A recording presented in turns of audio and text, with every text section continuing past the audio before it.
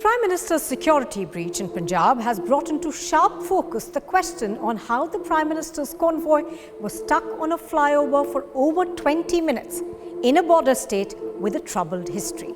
The breach has triggered a host of actions and meetings by the Union Home Ministry. The question being asked, who is responsible for this monumental breach? We attempt to break down how the Prime Minister's security entail works. The Prime Minister's security is primarily the responsibility of the SPG or the Special Protection Group. In fact, it is their only job. Nearly 50 to 60 officials from the SPG guard the Prime Minister round the clock. The team is led by an SPG commandant who is an SP rank official. These officers are always by the Prime Minister's side.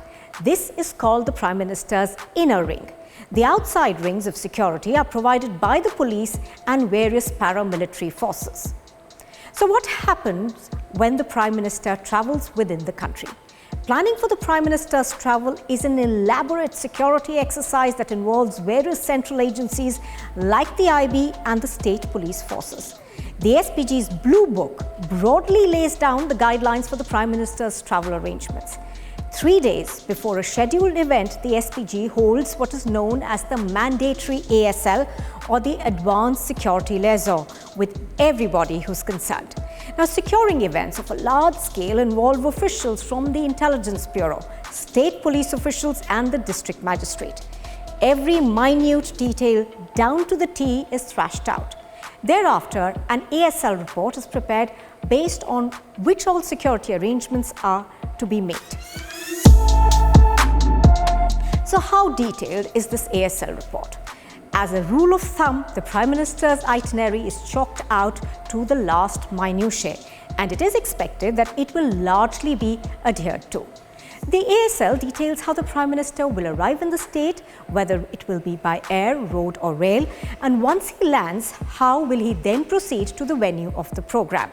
Now, this usually is through a chopper. The security of the venue, which involves aspects such as entry and exit, frisking of those coming into the venue and placing of door frame detectors is discussed. Even the structural stability of the dais is checked. Fire audits are conducted with local officials. Nothing, absolutely nothing is left to chance. The state police is tasked with conducting anti-sabotage checks and securing the route by placing not just men but also snipers along the route. The state police also provides the pilot vehicles that lead the Prime Minister's cavalcade. So what went wrong in Punjab? Well, the Prime Minister landed in Bathinda in the morning, and though he was to take a chopper to the venue of his planned rally, he was forced to abandon the plan due to bad weather. He then decided to take the road route through the Hossainiwala village on the Pakistan border. At 1:05 p.m., the Prime Minister was stranded on the Moga-Firozpur highway due to farmer protests. After waiting a while for the road to clear, he returned to Bathinda and flew back to Delhi. A security official at the MHA said this was a lapse on the state police and the state intelligence official's part. In a press note, the MHA said, as per the Blue Book, the state police have to prepare contingency route for the protectee in case of any adverse situation like the one that happened in Punjab during the Prime Minister's visit. The MHA now has ordered an elaborate inquiry into what went wrong.